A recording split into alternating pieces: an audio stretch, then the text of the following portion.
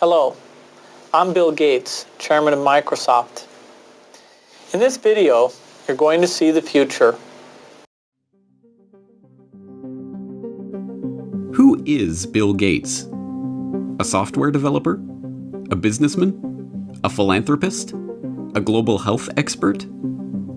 This question, once merely academic, is becoming a very real question for those who are beginning to realize that Gates' unimaginable wealth has been used to gain control over every corner of the fields of public health, medical research, and vaccine development. And now that we are presented with the very problem that Gates has been talking about for years, we will soon find that this software developer with no medical training is going to leverage that wealth into control over the fates of billions of people. Because until we get almost everybody vaccinated globally, we still won't be fully back to normal.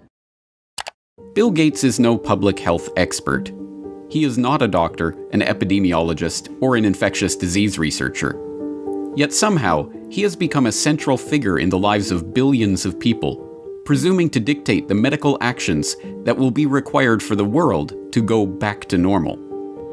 The transformation of Bill Gates from computer kingpin to global health czar is as remarkable as it is instructive, and it tells us a great deal about where we are heading as the world plunges into a crisis, the likes of which we have not seen before.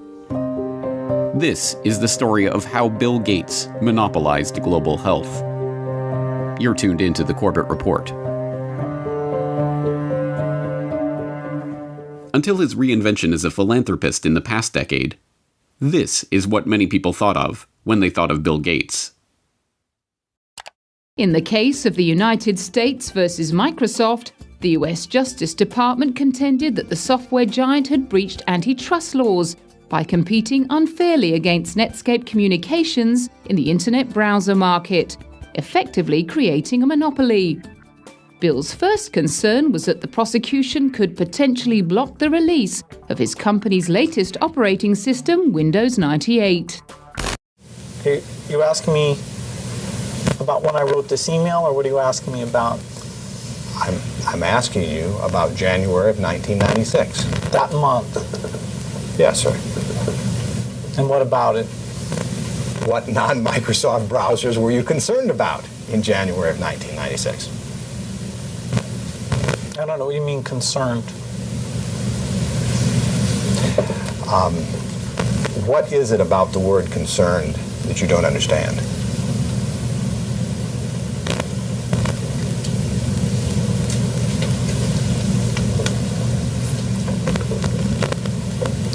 I'm not sure what you mean by it. We're going to be working together on Microsoft Office, on Internet Explorer, on Java, and I think that it's going to lead to a very healthy relationship. So it's a package announcement today. We're very, very happy about it. We're very, very excited about it. And I happen to have a special guest with me today via satellite downlink. And if we could get him up on the stage right now.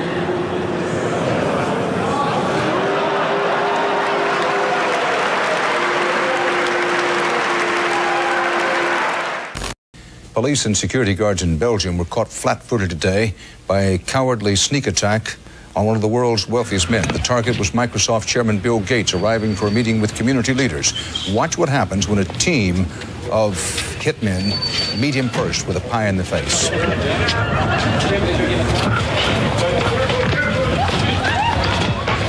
Gates was momentarily and understandably shaken, but he was not injured. The hit squad piled on with two more pies before one of them was wrestled to the ground and arrested. The others, for at least the moment, got away. Gates went inside, wiped his face clean, and made no comment. He then went ahead with his scheduled meeting. No word on the motive for this attack. But once reviled for the massive wealth and the monopolistic power that his virus-laden software afforded him, Gates is now hailed as a visionary who is leveraging that wealth and power for the greater good of humanity. In the 22nd century, a book will be written about the entrepreneur of the 21st century. I'm sure that the person who will foremost come to the mind of those historians is certainly Bill Gates. I don't think it's hyperbole to say that Bill Gates is singularly, I would argue, the most consequential individual of our generation. I mean that. Our next guest is one of the richest and most generous men in the world. Please welcome Bill Gates. At a time when everyone is looking to understand the scope of the pandemic and how to minimize the threat, one of the best informed voices is that of businessman and philanthropist Bill Gates. The process by which this reinvention of Gates's public image took place is not mysterious. It's the same process by which every billionaire has revived their public image since John D. Rockefeller hired Ivy Ledbetter Lee to transform him from the head of the Standard Oil Hydra into the kind old man handing out dimes to strangers. Don't you give a dime, Mr. Rockefeller? Go ahead. Give it a dime. Thank you, sir. Thank you very much. I consider myself... Thank you for the ride. I consider myself more than amply paid. Bless you, bless you, Yes. bless you. More to the point, John D. Rockefeller knew that to gain the adoration of the public, he had to appear to give them what they want: money. He devoted hundreds of millions of dollars of his vast oil monopoly fortune to establishing institutions that, he claimed, were for the public good. The General Education Board, the Rockefeller Institute of Medical Research, the Rockefeller Foundation. Similarly, Bill Gates has spent much of the past 2 decades transforming himself from software magnate into a benefactor of humanity through his own Bill and Melinda Gates Foundation. In fact, Gates has surpassed Rockefeller's legacy with the Bill and Melinda Gates Foundation, long having eclipsed the Rockefeller Foundation as the largest private foundation in the world, with $46.8 billion of assets on its books that it wields in its stated program areas of global health and development, global growth, and global policy advocacy. And, like Rockefeller, Gates's transformation has been helped along by a well-funded public relations campaign. Gone are the theatrical tricks of the PR pioneers. The ubiquitous ice cream cones of Gates' mentor Warren Buffett are the last remaining holdout of the old Rockefeller handing out dimes gimmick. No, Gates has guided his public image into that of a modern-day saint through an even simpler tactic: buying good publicity. The Bill and Melinda Gates Foundation spends tens of millions of dollars per year on media partnerships, sponsoring coverage of its program areas across the board. Gates funds The Guardian's global development website. Gates funds NPR's global health coverage. Gates funds the Our World in Data website that is tracking the latest statistics and research on the coronavirus pandemic. Gates funds BBC coverage of global health and development issues, both through its BBC Media Action Organization and the BBC itself. Gates funds World Health coverage on ABC News. When the NewsHour with Jim Lehrer was given a $3.5 million Gates Foundation grant to set up a special unit to report on global health issues, NewsHour communications chief Rob Flynn was asked about the potential conflict of interest that such a unit would have in reporting on issues that the Gates Foundation is itself involved in. In some regards, I guess you might say that there are not a heck of a lot of things you could touch in global health these days that would not have some kind of Gates tentacle, Flynn responded. Indeed, it would be almost impossible to find any area of global health that has been left untouched by the tentacles of the Bill and Melinda Gates Foundation. It was Gates who sponsored the meeting that led to the creation of Gavi, the Vaccine Alliance, a global public-private partnership bringing together state sponsors and big pharmaceutical companies whose specific goals include the creation of healthy markets for vaccines and other immunization products. As a founding partner of the alliance, the Gates Foundation provided $750 million in seed funding and has gone on to make over $4.1 billion in commitments to the group. Gates provided the seed money that created the Global Fund to Fight AIDS, Tuberculosis, and Malaria, a public-private partnership that acts as a finance vehicle for governmental AIDS, TB, and malaria programs. When a public-private partnership of governments, world health bodies, and 13 leading pharmaceutical companies came together in 2012 to accelerate progress toward eliminating or controlling 10 neglected tropical diseases, there was the Gates Foundation, with $363 million of support. When the Global Financing Facility for Women, Children, and Adolescents was launched in 2015 to leverage billions of dollars in public and private financing for global health and development programs, There was the Bill and Melinda Gates Foundation as a founding partner with a $275 million contribution. When the Coalition for Epidemic Preparedness Innovations was launched at the World Economic Forum in Davos in 2017 to develop vaccines against emerging infectious diseases, there was the Gates Foundation with an initial injection of $100 million. The examples go on and on.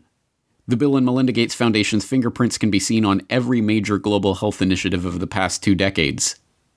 And beyond the flashy multi-billion-dollar global partnerships, the foundation is behind hundreds of smaller country and region-specific grants, $10 million to combat a locust infestation in East Africa, or $300 million to support agricultural research in Africa and Asia, that add up to billions of dollars in commitments. It comes as no surprise, then, that far beyond the $250 million that the Gates Foundation has pledged to the fight against coronavirus, every aspect of the current coronavirus pandemic involves organizations, groups, and individuals with direct ties to Gates funding. From the start, the World Health Organization has directed the global response to the current pandemic. From its initial monitoring of the outbreak in Wuhan and its declaration in January that there was no evidence of human-to-human transmission, to its live media briefings and its technical guidance on country-level planning and other matters, the WHO has been the body setting the guidelines and recommendations shaping the global response to this outbreak. But even the World Health Organization itself is largely reliant on funds from the Bill and Melinda Gates Foundation. The WHO's most recent donor report shows that the Bill and Melinda Gates Foundation is the organization's second largest donor behind the United States government. The Gates Foundation single-handedly contributes more to the World Health Body than Australia, Canada, France, Germany, Russia, and the UK combined.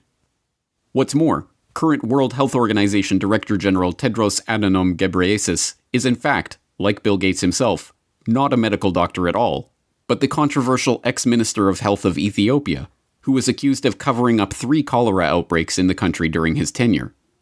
Before joining the WHO, he served as chair of the Gates-founded Global Fund to fight AIDS, tuberculosis, and malaria, and sat on the board of the Gates-founded Gavi, the Vaccine Alliance, and the Gates-funded Stop TB Partnership. The current round of lockdowns and restrictive stay-home orders in Western countries were enacted on the back of alarming models predicting millions of deaths in the United States and hundreds of thousands in the UK. Imperial College in London released a COVID-19 report, and that's where most of our U.S. leaders are getting the information they're basing their decision-making on. The report runs us through a few different ways this could turn out depending on what our responses are. If we don't do anything to control this virus, over 80% of people in the U.S. would be infected over the course of the epidemic, with 2.2 million deaths from COVID-19. That 2.2 million deaths also doesn't account for the potential negative effects of health systems being overwhelmed. From this evening, I must give the British people a very simple instruction. You must stay at home. Enough is enough. Go home and stay home. A statewide order for people to stay at home. The work of 2 research groups was crucial in shaping the decisions of the UK and US governments to implement wide-ranging lockdowns, and, in turn, governments around the world. The first group, the Imperial College COVID-19 Research Team, issued a report on March 16th that predicted up to 500,000 deaths in the UK and 2.2 million deaths in the US unless strict government measures were put in place. The second group, the Institute for Health Metrics and Evaluation in Bill Gates' home state of Washington, helped provide data that corroborated the White House's initial estimates of the virus effects, estimates that have been repeatedly downgraded as the situation has progressed. Unsurprisingly, the Gates Foundation has injected substantial sums of money into both groups. This year alone, the Gates Foundation has already given $79 million to Imperial College, and in 2017, the foundation announced a $279 million investment into the IHME to expand its work collecting health data and creating models. Anthony Fauci, meanwhile, has become the face of the US government's coronavirus response, echoing Bill Gates' assertion that the country will not get back to normal until a good vaccine can be found to ensure the public's safety. If you want to get to pre-corona virus, that might not ever happen in the sense of the fact that the threat is there, but I believe with the therapies that will be coming online and with the fact that I feel confident that over a period of time we will get a good vaccine, that we will never have to get back to where we are right back now. Beyond just their frequent collaborations and cooperation in the past, Fauci has direct ties to Gates' projects and funding.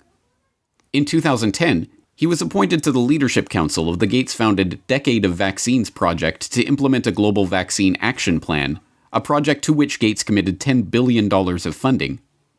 And in October of last year, just as the current pandemic was beginning, the Gates Foundation announced a $100 million contribution to the National Institute of Health to help, among other programs, Fauci's National Institute of Allergy and Infectious Diseases research into HIV. Also in October of last year, the Bill and Melinda Gates Foundation partnered with the World Economic Forum and the Johns Hopkins Center for Health Security to stage Event 201, a tabletop exercise gauging the economic and societal impact of a globally spreading coronavirus pandemic. It began in healthy-looking pigs, months, perhaps years ago. A new coronavirus. The mission of the Pandemic Emergency Board is to provide recommendations to deal with the major global challenges arising in response to an unfolding pandemic. The board is comprised of highly experienced leaders from business, public health, and civil society. We're at the start of what's looking like it will be a severe pandemic. And there are problems emerging that can only be solved by global business and governments working together. Governments need to be willing to do things that are out of their historical perspective, or for the most part, it's really a war footing that we need to be on. Given the incredible reach that the tentacles of the Bill and Melinda Gates Foundation have into every corner of the global health markets, it should not be surprising that the foundation has been intimately involved with every stage of the current pandemic crisis either. In effect, Gates has merely used the wealth from his domination of the software market to leverage himself into a similar position in the world of global health. The whole process has been cloaked in the mantle of selfless philanthropy, but the foundation is not structured as a charitable endeavor. Instead, it maintains a dual structure. The Bill and Melinda Gates Foundation distributes money to grantees, but a separate entity, the Bill and Melinda Gates Foundation Trust, manages the endowment assets. These two entities often have overlapping interests, and, as has been noted many times in the past, grants given by the foundation often directly benefit the value of the trust's assets. One of my favorite parts about my job at the Gates Foundation is that I get to travel to the developing world, and I do that quite regularly. My first trip in India, I was in a person's home where they had dirt floors, no running water, no electricity, and that's really what I see all over the world. So in short, I'm startled by all the things that they don't have. But I am surprised by one thing that they do have: Coca-Cola. Coke is everywhere. In fact, when I travel in the developing world, Coke feels ubiquitous. And so when I come back from these trips and I'm thinking about development and I'm flying home and I'm thinking, well, we're trying to deliver condoms to people or vaccinations, you know, Coke's success kind of stops and makes you wonder, how is it that they can get Coke to these far-flung places? And if they can do that, why can't governments and NGOs do the same thing? And the charity of Microsoft founder Bill Gates and his wife Melinda is under criticism following the disclosure. It substantially increased its holdings in the agribusiness giant Monsanto to over $23 million. Critics say the investment in Monsanto contradicts the Bill and Melinda Gates Foundation's stated commitment to helping farmers and sustainable development in Africa. The study from the pressure group Global Justice Now paints a picture of the Gates Foundation partly as an expression of corporate America's desire to profit from Africa, and partly a damning critique of its effects. You could have a case where the initial research is done by a Gates-funded institution, the media reporting on how well that research is conducted is done, the media outlet is a Gates-funded outlet and maybe a Gates-funded journalist from a media programme, and then the programme is implemented more widely by a Gates-funded NGO. I mean, there are some very insular circles here. Among the many criticisms, the idea that private finance can solve the problems of the developing world.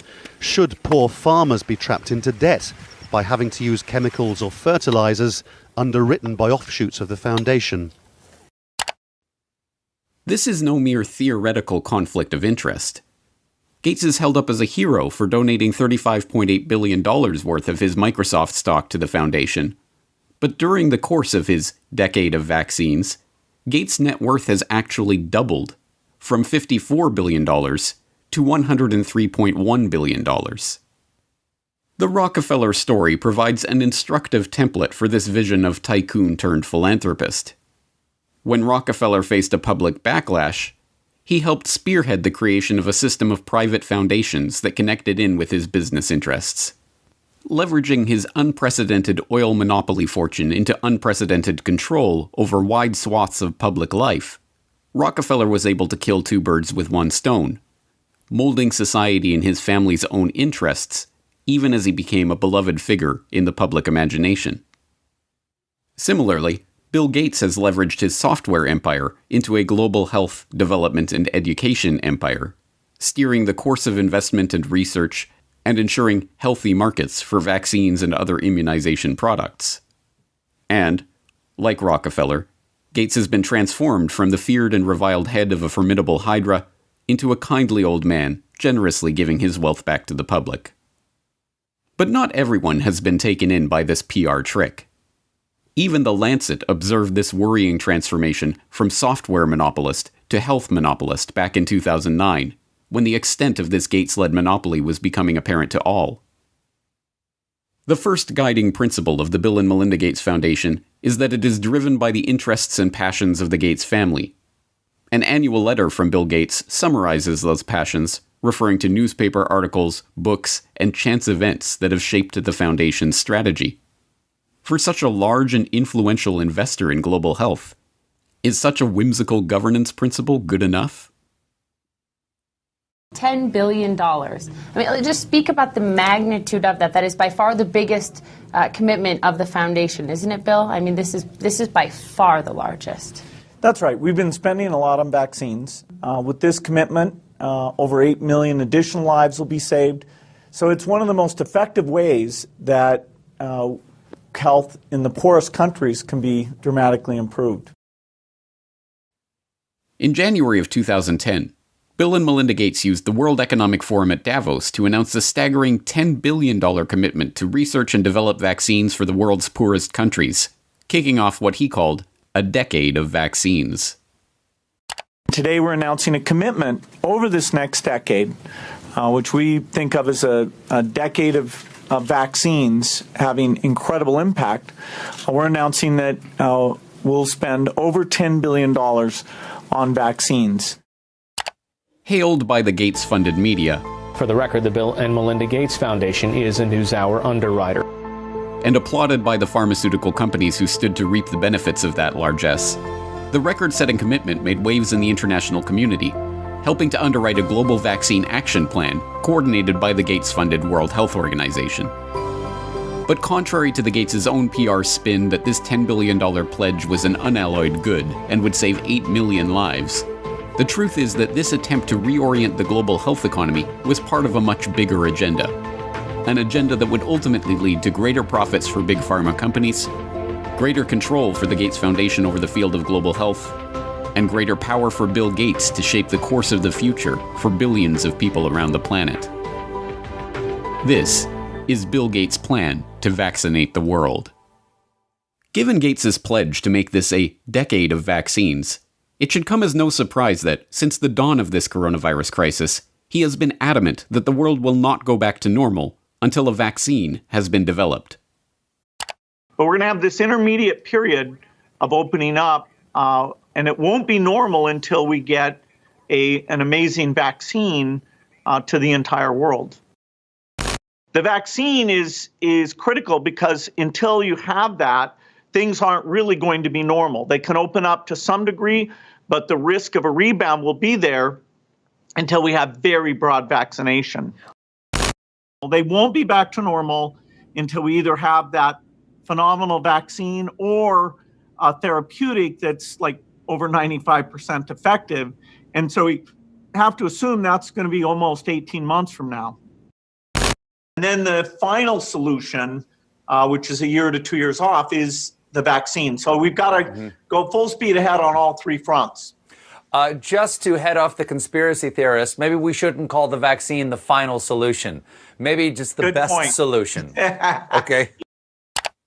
More interestingly, since Gates began delivering this same talking point in every one of his many media appearances of late, it has been picked up and repeated by heads of state, health officials, doctors, and media talking heads, right down to the scientifically arbitrary but very specific 18-month time frame. Realistically, COVID-19 will be here for the next 18 months or more. We will not be able to return to normalcy until we find a vaccine or effective medications. The hard fact is, until we find a vaccine, going back to normal means putting lives at risk. This will be the new normal until a vaccine is developed. The only thing that will really allow life as we once knew it to resume is a vaccine. Obviously, we continue to work on the vaccines, but the vaccines have to be down the road by probably 14, 15, 16 months. We're doing great on the vaccines. The fact that so many heads of state, health ministers, and media commentators are dutifully echoing Gates's pronouncements about the need for a vaccine will not be surprising to those who saw last week's exploration of how Bill Gates monopolized global health. As we have seen, the Gates Foundation's tentacles have penetrated into every corner of the field of public health. Billions of dollars in funding and entire public policy agendas are under the control of this man, an unelected, unaccountable software developer with no medical research experience or training. And nowhere is Gates's control of public health more apparent than in the realm of vaccines. Gates launched the decade of vaccines with a $10 billion pledge. Gates helped develop the Global Vaccine Action Plan administered by the Gates-funded World Health Organization. Gates helped found Gavi, the Vaccine Alliance, aiming to develop healthy markets for vaccine manufacturers. Gates helped launch Gavi with a $1 billion donation in 2011, going on to contribute $4.1 billion over the course of the decade of vaccines. And so I'm pleased to announce to you that we're pledging an additional $1 billion to...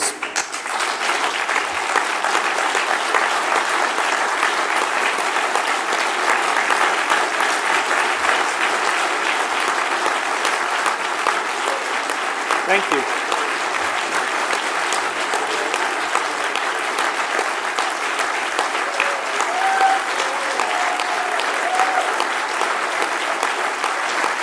All right, thank you.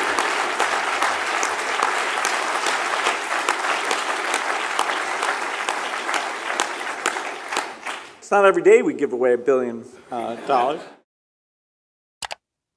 One of the Gates Foundation's core funding areas is vaccine development and surveillance, which has resulted in the channeling of billions of dollars into vaccine development, a seat at the table to develop vaccination campaigns in countries around the globe, and the opportunity to shape public thinking about Bill Gates's pet project of the past 5 years, preparing rapid development and deployment of vaccines in the event of a globally spreading pandemic. If anything kills over 10 million people in the next few decades, it's most likely to be a highly infectious virus. Whether it occurs by the quirk of nature or at the hand of a terrorist, epidemiologists show through their models that a respiratory spread pathogen would kill more than 30 million people in less than a year. And there is a reasonable probability of that taking place in the years ahead. Many high-profile personalities have been gathering at this year's World Economic Forum in Davos, which aims to discuss and deal with the globe's most pressing issues. Amongst them is the Microsoft founder Bill Gates. His foundation is investing millions in the Coalition for Epidemic Preparedness Innovations to help combat infectious diseases. Here's some of what he had to say about his push to develop new vaccines. Unfortunately, it takes many years to do a completely new vaccine. The design, the safety reviews, costs, the manufacturing, all those things mean that an epidemic can be very widespread before that tool would come along. And so after Ebola, the global health community talked a lot about this, including a new type of vaccine platform called DNA-RNA that should speed things along. And so this Coalition for Epidemic Preparedness Initiative, CEPI, is 3 countries, Japan, Norway, Germany, and 2 foundations. Wellcome Trust, who we work with on a lot of things, and our foundation, Gates Foundation, coming together to fund actually trying to use that platform and make some vaccines, and so that would help us in the future. We know vaccines can protect us. We just need to be better prepared. So let's come together. Let's research and invest. Let's save lives. Let's outsmart epidemics.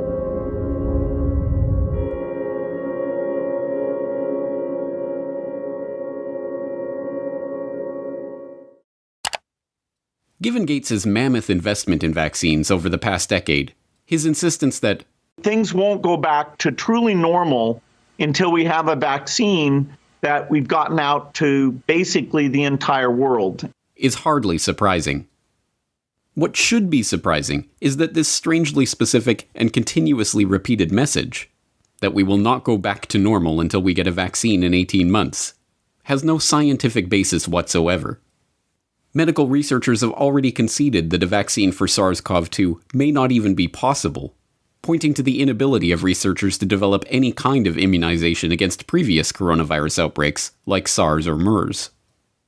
But even if such a vaccine were possible, serious concerns remain about the safety of developing, testing, and delivering such an amazing vaccine to the entire world in this remarkably short time frame. Even proponents of vaccine development openly worry that the rush to vaccinate billions of people with a largely untested experimental coronavirus vaccine will itself present grave risks to the public. One of these risks involves disease enhancement. It has been known for over a decade that vaccination for some viral infections, including coronaviruses, actually enhances susceptibility to viral infection or even causes infections in healthy vaccine recipients. Now, the issue of safety, something that I want to make sure the American public understand. It's not only safety when you inject somebody and they get maybe an idiosyncratic reaction, they get a little allergic reaction, they get pain. There's safety associated. Does the vaccine make you worse? And there are diseases in which you vaccinate someone, they get infected with what you're trying to protect them with, and you actually enhance the infection. This is no mere theoretical risk. As researchers who were trying to develop a vaccine for the original SARS outbreak discovered, the vaccine actually made the lab animals subjected to it more susceptible to the disease. One of the things that we're not hearing a lot about is the unique potential safety problem of coronavirus vaccines. This was first found in the early 1960s with the respiratory syncytial virus vaccines, and it was done here in Washington with the NIH and Children's National Medical Center, that some of those kids who got the vaccine actually did worse, and I believe there were 2 deaths in the consequence of that study. Because what happens with certain types of respiratory virus vaccines, you get immunized, and then when you get actually exposed to the virus, you get this kind of paradoxical immune enhancement phenomenon. And we don't entirely understand the basis of it, but we recognize that it's a real problem for certain respiratory virus vaccines. That killed the RSV program for decades. Now the Gates Foundation is taking it up again. But when we started developing coronavirus vaccines and our colleagues, we noticed in laboratory animals that they started to show some of the same immune pathology that resembled what had happened 50 years earlier. This specific issue regarding coronavirus vaccines is exacerbated by the arbitrary and unscientific 18-month time frame that Gates is insisting on for the vaccine's development. In order to meet that deadline, vaccine developers are being urged to use new and largely unproven methods for creating their experimental immunizations, including DNA and mRNA vaccines. For a self-described wartime president, victory over COVID-19 equals a vaccine. I hope we're going to have a vaccine, and we're going to fast-track it like you've never seen before. Adding Trump-style branding, the administration launched Operation Warp Speed, a multi-billion-dollar research and manufacturing effort to shorten the typical year-plus vaccine development timeline. We're going to start ramping up production with the companies involved. And you do that at risk. In other words, you don't wait until you get an answer before you start manufacturing. You, at risk, proactively start making it, assuming it's going to work. You're thinking 18 months, even with all the work that you've already done to this point and the planning that you are taking with lots of different potential vaccinations and building up for that now? Yeah, so there's an approach called RNA vaccine that people like Moderna, CureVac, and others are using that in 2015, we'd identified that as very promising for pandemics and for other applications as well. And so if everything goes perfectly with the RNA approach, we could actually beat the 18 months. We don't want to create unrealistic expectations. So the concept of an RNA vaccine is, let's inject the RNA molecule that encodes for the spike protein. It's making your cell do the work of creating this viral protein that is going to be recognized by your immune system and trigger the development of these antibodies. Our bodies won't make a full-fledged infectious virus, they'll just make a little piece and then learn to recognize it and then get ready to destroy the virus if it then later comes and invades us. It's a relatively new, unproven technology, and there's still no example of an RNA vaccine that's been deployed worldwide in the way that we need for the coronavirus. There's the possibility for unforeseen adverse effects. So this is all new territory. Whether it would elicit protective immune response against this virus is just unknown right now. Rushing at warp speed to develop a new vaccine using experimental technology and then mass producing and delivering billions of doses to be injected into basically the entire world before adequate testing is even done amounts to one of the most dangerous experiments in the history of the world, one that could alter the lives of untold numbers of people. That an experimental vaccine, developed in a brand new way and rushed through with a special shortened testing regime, should be given to adults, children, pregnant women, newborn babies, and the elderly alike, would be, in any other situation, unthinkable. To suggest that such a vaccine should be given to the entire planet would have been called lunacy mere months ago. But now the public is being asked to accept this premise without question. Even Gates himself acknowledges the inherent risks of such a project. But his concern is not for the lives that will be irrevocably altered in the event that the vaccines cause damage to the population. Instead, he is more concerned that the pharmaceutical companies and the researchers are given legal immunity for any such damage. If we have, 1 in 10,000 side effects, that's, way more, 700,000, people who will suffer from that. So really understanding the safety at gigantic scale across all age ranges, pregnant, male, female, undernourished, existing comorbidities, it's very, very hard. And that actual decision of, okay, let's go and give this vaccine to the entire world, governments will have to be involved because there will be some risk and indemnification needed before that can be decided on. As we have already seen, in the arena of global health, what Bill Gates wants is what the world gets. So it should be no surprise that immunity for the big pharma vaccine manufacturers and the vaccination program planners is already being worked on. In the US, the Department of Health and Human Services issued a declaration that retroactively provides liability immunity for activities related to medical countermeasures against COVID-19, including manufacturers, distributors, and program planners of any vaccine used to treat, diagnose, cure, prevent, or mitigate COVID-19. The declaration was issued on March 17th, but retroactively covers any activity back to February 4th, 2020, the day before the Bill and Melinda Gates Foundation announced an emergency $100 million to fund treatment efforts and to develop new vaccines for COVID-19. The plan to inject everyone on the planet with an experimental vaccine is no aberration in Bill Gates' envisioned decade of vaccines. It is its culmination.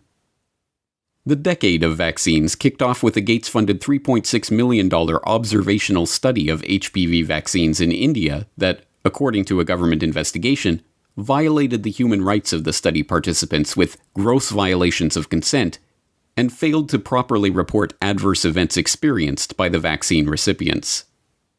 After the deaths of 7 girls involved in the trial were reported, a parliamentary investigation concluded that the Gates-funded Program for Appropriate Technology in Health, or PATH, which ran the study, had been engaged in a scheme to help ensure healthy markets for GlaxoSmithKline and Merck, the manufacturers of the Gardasil and Cervarix vaccines that had been so generously donated for use in the trial. Had PATH been successful in getting the HPV vaccine included in the universal immunization program of the concerned countries, this would have generated windfall profit for the manufacturers by way of automatic sale, year after year, without any promotional or marketing expenses. It is well known that once introduced into the immunization program, it becomes politically impossible to stop any vaccination. Chandra M. Gulhati, editor of the influential Monthly Index of Medical Specialties, remarked that it is shocking to see how an American organization used surreptitious methods to establish itself in India. And Samarin Nundi, editor emeritus of the National Medical Journal of India, lamented that this is an obvious case where Indians were being used as guinea pigs. Throughout the decade, India's concerns about the Bill and Melinda Gates Foundation and its corporate partners' influence on the country's national immunization programs grew. In 2016, the steering group of the country's National Health Mission blasted the government for allowing the country's National Technical Advisory Group on Immunization, the primary body advising the government on all vaccination-related matters, to be effectively purchased by the Gates Foundation.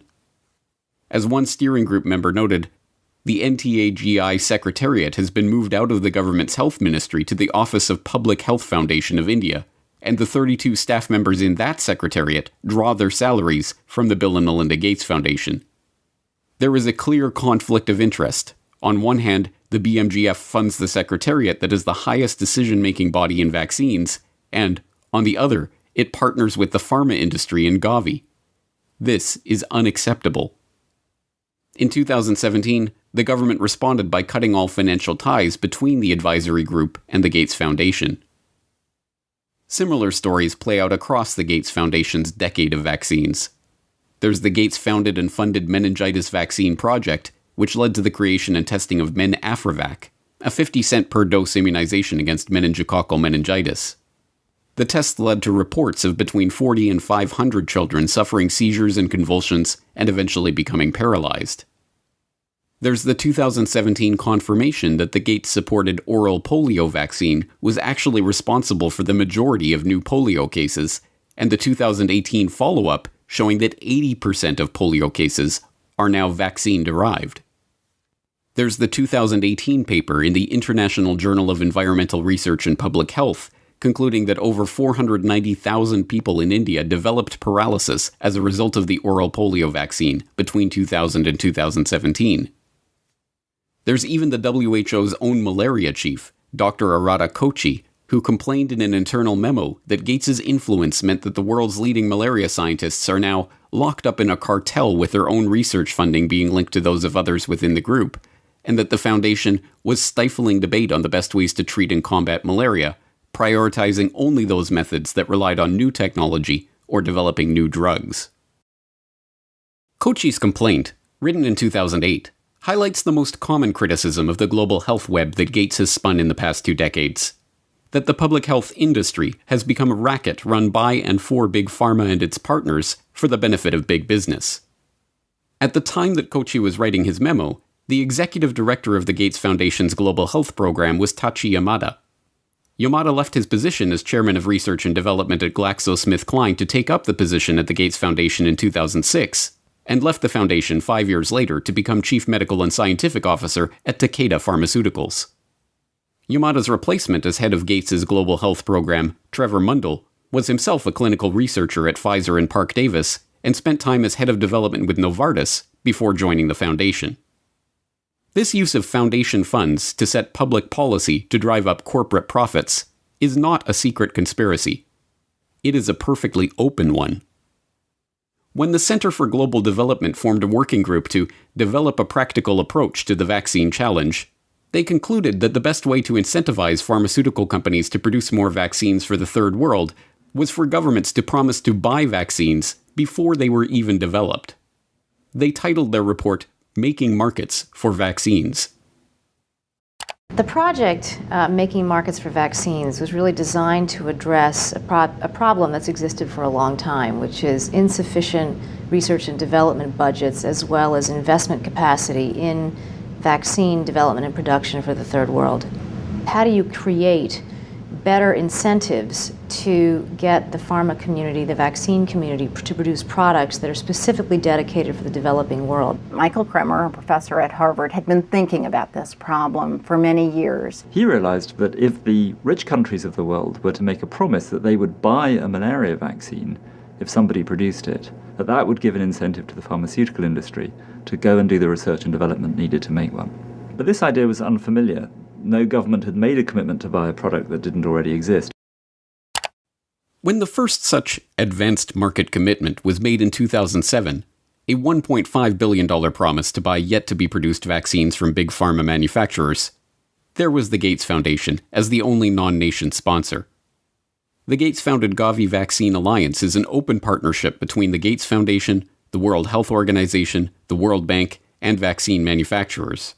Their stated goal includes introducing new vaccines into the routine schedules of national immunization programs, and to engage in market-shaping efforts to ensure healthy markets for vaccines and other immunization products. If introducing new vaccines and ensuring healthy markets for them was the aim of Gates's decade of vaccines, there can be no doubt that COVID-19 has seen that goal realized in spectacular fashion. Let's start the pledging. The EU kicked off its fundraising drive with €1 billion. In the hours that followed, pledges were beamed in from across the globe. The Kingdom of Saudi Arabia has pledged $500 million. Even pop icon Madonna made a last-minute donation of €1 million. By combining the world's expertise and brain power and resources, we can attack this disease in the way it's attacking us, globally. Our foundation is proud to partner with you, and I'm pleased to announce today that we will pledge $100 million towards this effort.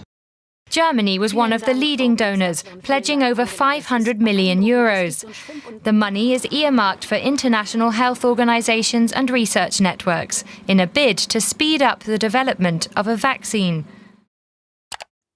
And there, at the center of this web, is the Gates Foundation, connected to every major organization, research institution, international alliance, and vaccine manufacturer involved in the current crisis. Certainly, the Gates, like the Rockefellers, have profited from their years as the most generous people on the planet. As curious as it might seem to those who don't understand the true nature of this monopoly cartel, despite all of these grants and pledges, commitments of tens of billions of dollars, Bill Gates' personal net worth has actually doubled during this decade of vaccines, from $50 billion to over $100 billion. But once again, we come back to the question, who is Bill Gates?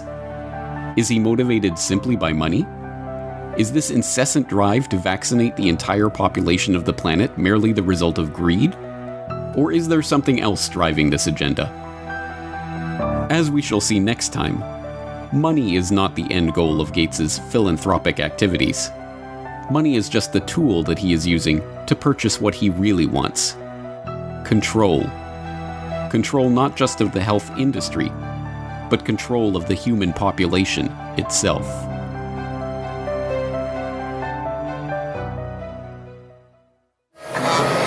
Hello, everyone. Mr. P! What's your secret mission about? It's not my mission, but an idea that came from my good friend, Mr. Bill Gates. Hi, kids. The real, actual, in-person Bill... Bill? He's trying to say that we're big fans, Mr. Gates. It's a strange fact that Bill Gates' hagiographers, PR hacks employed more often than not by large corporations that receive funding from the Bill and Melinda Gates Foundation, consistently depict this drab software developer as a cartoon superhero, using his superpower of being very rich to help save the planet. Behind closed doors on this New York campus, a secret gathering of some of the world's most powerful people. Gates, Buffett, Bloomberg, Winfrey. It was like the Super Friends. In the great hall of the Justice League, there are assembled the world's 4 greatest heroes. But these cartoon-fueled puff pieces reveal more than they know about Gates and the other mega-rich philanthropists they are attempting to idolize. They reveal that the idea of the selfless billionaire do-gooder is a work of fiction so unbelievable it is only fit for Saturday morning cartoon fare.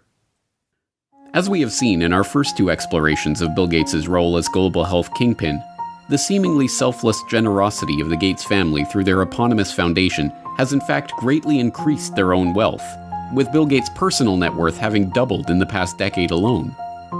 But the takeover of public health that we have documented in How Bill Gates Monopolized Global Health, and the remarkably brazen push to vaccinate everyone on the planet that we have documented in Bill Gates' Plan to Vaccinate the World, was not, at base, about money. The unimaginable wealth that Gates has accrued is now being used to purchase something much more useful: control. Control not just of the global health bodies that can coordinate a worldwide vaccination program, or the governments that will mandate such an unprecedented campaign, but control over the global population itself. This is an exploration of Bill Gates and the population control grid. From a journalistic standpoint, Good Morning America's inane report on the secretive billionaire meeting that took place in New York in 2009 was a failure. It listed some of the meeting's attendees and their combined net worth. Gates, Buffett, Bloomberg, Winfrey, together with others at the meeting, including George Soros, Ted Turner, David Rockefeller, they're worth more than $125 billion. It turned to the senior editor of Forbes for a soundbite about what it would be like to witness such an assembly of wealth. To have been in the room and see this meeting of the minds really would have been a fascinating thing. And it dutifully reported the participants' own stated reason for holding the meeting. That much money, that much power around one table. It begs the question, what were they doing? What were they scheming? Total world domination? This group, together for 6 hours, was talking about charity, education, emergency relief, global health. Before wrapping up with another juvenile appeal to comic book superhero lore. The new Superman and Wonder Woman, the super rich friends, not fighting bad guys, but fighting for good nonetheless. For Good Morning America, John Berman, ABC News. Yes, from a journalistic standpoint, Berman's report was an utter failure. There was no attempt to question the participants about the meeting, no space for any criticism of these billionaires or questions about their motives, no adversarial journalism of any kind. But as a PR piece, it was brilliant. It leaves the viewer with a vague sense that some kind of gathering took place somewhere in New York in which rich people, who, let's not forget, are superheroes, talked about charity. One would have to turn to print sources to discover that the meeting was held at the personal residence of Sir Paul Nurse, then president of Rockefeller University, that the invitation to the gathering was co-written by Bill Gates, Warren Buffett, and David Rockefeller, or that the aim of the meeting was to consider how their wealth could be used to slow the growth of the world's population. Given that these extraordinarily rich and powerful men, including Warren Buffett, David Rockefeller, and Ted Turner, have all expressed their belief that the growing human population is the greatest threat faced by humanity, it should not be surprising that they would convene a conference to discuss how best to channel their vast wealth into the project of reducing the number of people on the planet. Particularly unsurprising is that attendees of the meeting later dubbed Bill Gates, a man for whom population control is particularly close to his heart, as the most impressive speaker at the event. Here we can see a chart that looks at the total world population over the last several hundred years. And at first glance, this is a bit scary. We go from less than 1 billion in 1800, and then 3, 4, 5, 6, and 7.4 billion where we are today is happening even faster. So Melinda and I wondered whether providing new medicines and keeping children alive, would that create more of a population problem? And what the developing world does not need is more children. And I think that was the biggest aha to Bill and me when we got into this work, is we asked ourselves, of course, the same hard-nosed question you'd ask, which is, if you get into this work and you start to save these children, will women just keep overpopulating the world? And thank goodness the converse is absolutely true. This is a very important question to get right, because it was absolutely key for me. When our foundation first started up, it was focused on reproductive health. That was the main thing we did, because I thought, population growth in poor countries is the biggest problem they face. You've got to help mothers who want to limit family size have the tools and education to do that. And I thought that's the only thing that really counts. In recent years, critics have pointed to Bill Gates' own words linking vaccination programs with his goal of reducing population growth. Now, the world today has 6.8 billion people. That's headed up to about 9 billion. Now, if we do a really great job on new vaccines, healthcare, reproductive health services, we could lower that by perhaps 10 or 15%. $10 billion over the next 10 years to make it the year of the vaccines. What does that mean exactly? Well, over this decade, we believe unbelievable progress can be made, both inventing new vaccines and making sure they get out to all the children who need them. We could cut the number of children who die every year from about 9 million to half of that if we have success on it. And the benefits there in terms of reducing sickness, reducing the population growth, it really allows the society a chance to take care of itself once you've made that intervention.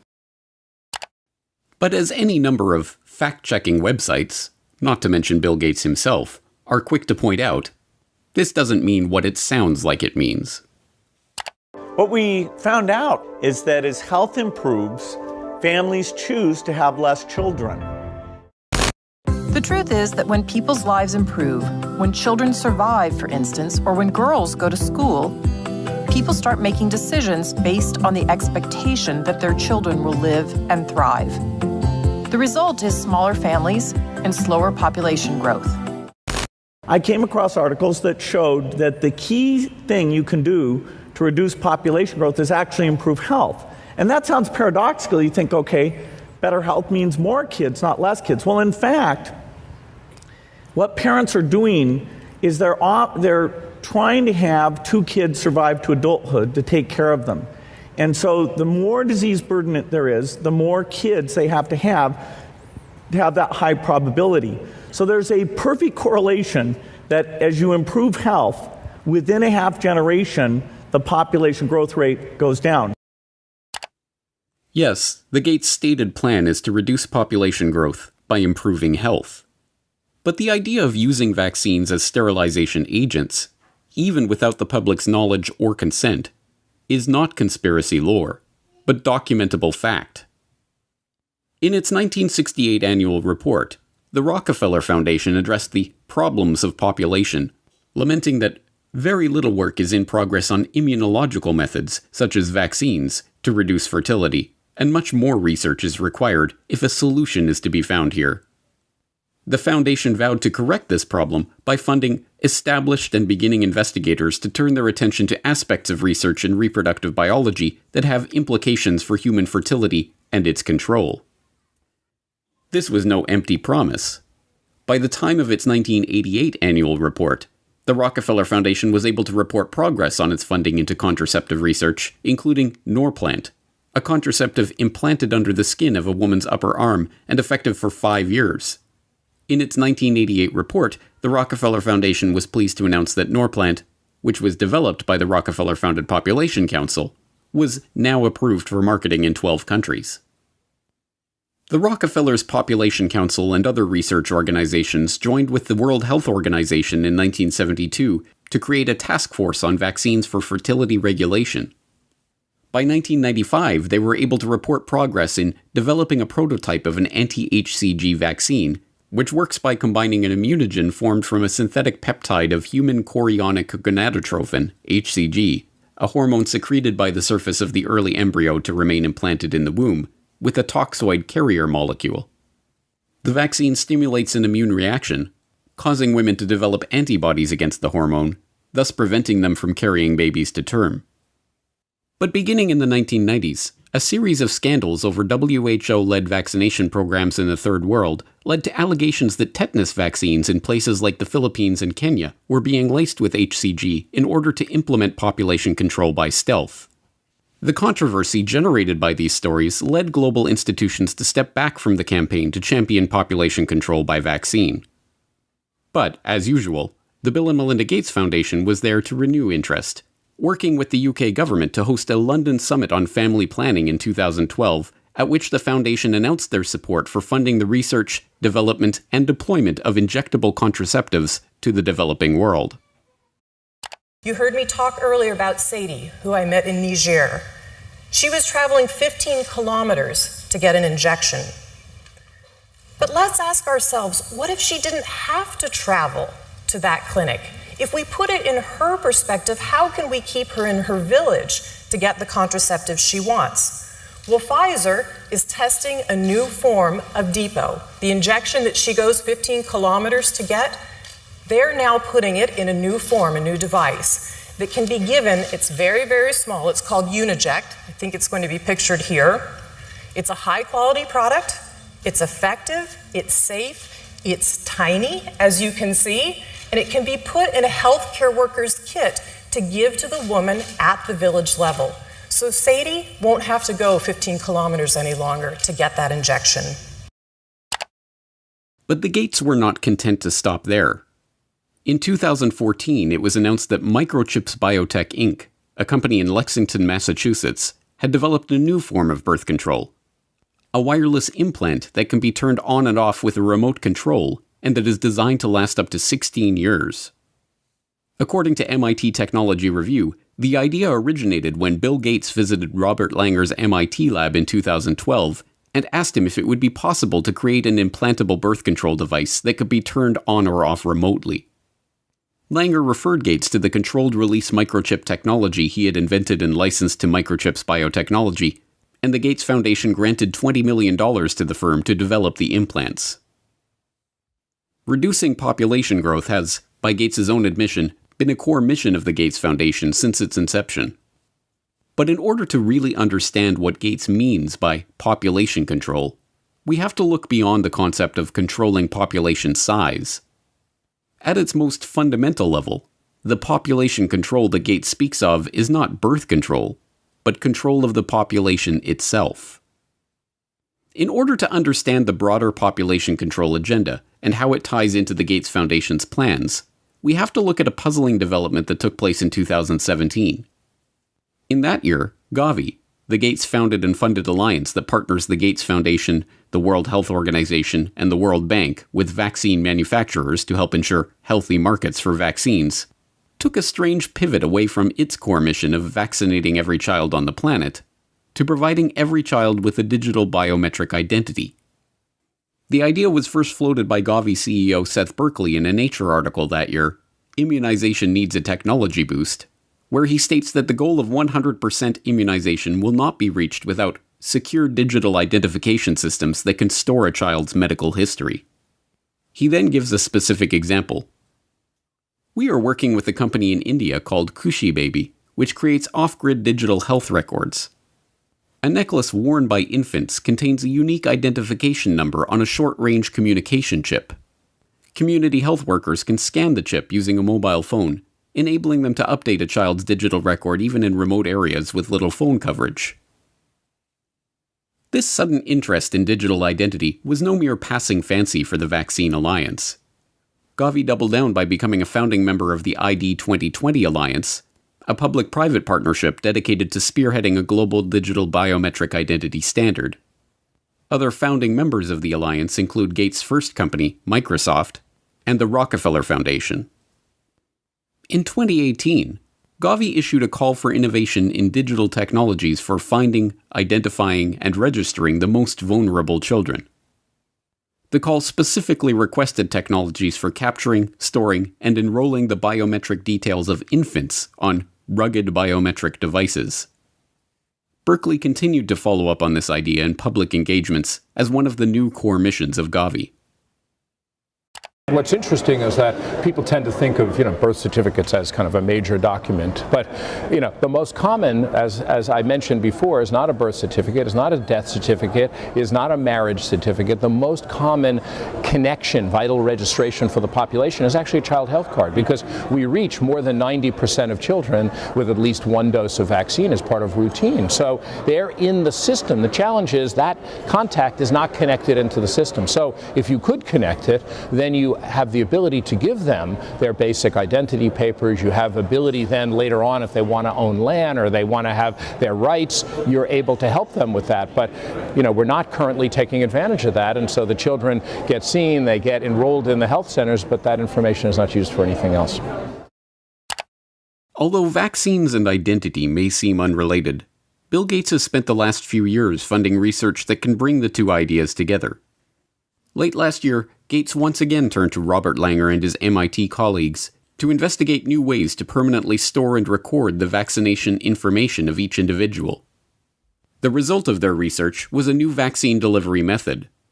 They found that by using dissolvable microneedles that deliver patterns of near-infrared light-emitting microparticles to the skin, they could create particle patterns in the skin of vaccine recipients which are invisible to the eye but can be imaged using modified smartphones.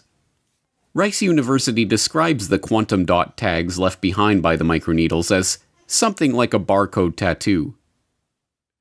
So who was behind this development? As lead researcher Kevin McHugh explains, the Bill and Melinda Gates Foundation came to us and said, "Hey, we have a real problem, knowing who's vaccinated." So our idea was to put the record on the person. This way, later on, people can scan over the area to see what vaccines have been administered and give only the ones still needed. The microparticles that form the fluorescent quantum dot tags are delivered along with the vaccine, but they cannot be delivered by a traditional syringe. Instead, they must be delivered by a patch of microneedles made from a mixture of dissolvable sugar and a polymer called PVA, as well as the quantum dot dye in the vaccine. It should be no surprise, then, that big pharma vaccine manufacturers, in their scramble to produce the coronavirus vaccine that, Gates assures us, is necessary to go back to normal, have turned to a novel vaccine delivery method: a dissolvable microneedle array patch. The University of Pittsburgh is where the polio vaccine was first discovered. At the medical center, researchers are now developing a vaccine that is delivered using a dissolvable patch called a microneedle array. Think about them as almost like a Band-Aid. And so the microneedle array is simply applied to the skin topically, pressed into place very shortly, and then taken off and thrown away. And then the antigen is already delivered. As is becoming evident, this new vaccine-delivered barcode-like tattoo is about much more than simply ensuring that children get all their Gavi-recommended immunizations. On a recent Ask Me Anything thread on Reddit, when asked, "What changes are we going to have to make to how businesses operate to maintain our economy while providing social distancing?" Bill Gates answered, "Eventually we will have some digital certificates to show who has recovered or been tested recently, or when we have a vaccine, who has received it." In his answer, Gates fails to mention that he has himself been instrumental in kickstarting and funding the research into the very type of digital certificates for vaccination that he is speaking about, or that these digital certificates, likely, at first, to be a digital marker linked to a biometric ID, could very well one day take the form of vaccine-implanted quantum dot tattoos. But, as in so many other aspects of the unfolding crisis, Gates' unscientific pronouncement that we will need digital certificates to prove our immunity in the new normal of the post-coronavirus world. Eventually, what we'll have to have is certificates of who's a recovered person, who's a vaccinated person, is now being implemented by a number of governments. It is now being reported that OnFido, a tech startup specializing in AI-based biometric ID verification, is in talks with the British government to provide the type of digital certification Gates mentioned, dubbed an immunity passport. The proposed system would require would-be workers to use the OnFido-provided app to scan their face or other biometric data, link that information to a SARS-CoV-2 antibody test, or, eventually, proof of coronavirus vaccination, and then have their picture taken and immunity verified every time they wish to access a restricted space or work environment. Last month, OnFido announced that it had raised $50 million in a round of investments led by Bill Gates' old company, Microsoft. But this is not Gates' first experience with the field of biometric identity. A decade ago, the government of India began what has been called the largest social experiment on Earth, enrolling over 1 billion people in the largest biometric identification database ever constructed. The project, involving iris scanning and fingerprinting the entirety of the Indian population, recording their biometric details in a centralized database, and issuing them a 12-digit identity number that could be used to prove residence and access government services, all within the span of a few years, presented an incredible societal, legal, and technological challenge. It's no surprise, then, that the person who was brought in as the chief architect of the Aadhaar project when it was launched, Nandan Nilekani, co-founder of Indian multinational Infosys, is also a longtime friend of Bill Gates and a partner with Bill and Melinda Gates on a philanthropic venture called Co-Impact, which supports initiatives to address major social challenges at scale. Nilekani's involvement in Aadhaar has even made him one of Gates' heroes, featured in slick video promotions produced by the Bill and Melinda Gates Foundation. My friend Nandan Nilekani is one of India's best-known entrepreneurs. He led the creation of the world's largest biometric ID system. Now, he's working to promote his platform to improve the lives of the world's poorest people. There are more than 1 billion people around the world who don't have any kind of ID.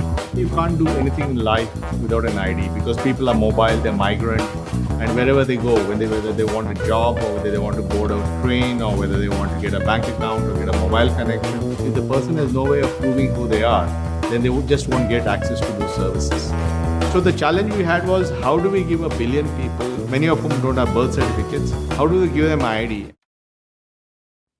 And Gates has personally praised the Aadhaar scheme as a huge asset for India. Well, Aadhaar is a huge asset for India. It was designed very well. The fact that you can make digital payments so easily, you can open a bank account. India is a leader in that. Our foundation, worked with the Reserve Bank. Nandan Nilekani and a group of people that he pulled together did a great job. But Gates is not merely an arm's-length admirer of the Aadhaar experiment. He is not only personally connected to its chief architect, he is also connected to one of the key companies that spearheaded the technology that underlies the project's biometric database. The company that provides the iris recognition technology at the core of the Aadhaar system, IDEMIA, also provides facial recognition systems for the Chinese government and is currently developing digital driver's licenses for use in the United States. IDEMIA even created the Cushy Baby identification necklaces with embedded microchips that Gavi CEO Seth Berkley touted in his Nature article. Unsurprisingly, the company receives support from the Bill and Melinda Gates Foundation through its involvement in the GSMA Inclusive Tech Lab. And now, Gates is funding a scheme to retool Aadhaar for a global rollout. In 2014, the World Bank created a multi-sector working group to launch the Identification for Development Initiative, or ID4D, which aims to support progress toward identification systems using 21st century solutions. The World Bank cites Goal 16.9 of the UN Agenda 2030 Sustainable Development Goals, vowing to provide legal identity for all, including birth registration, in the next 10 years, as the basis for its initiative.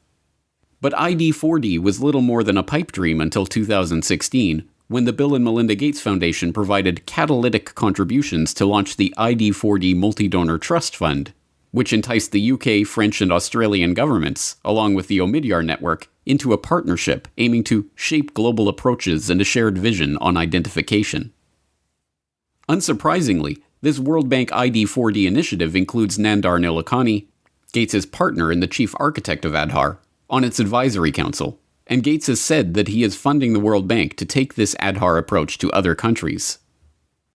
This headlong rush to capture the biometric details and assign digital identification to every person on Earth is sold to the public under the guise of financial inclusion.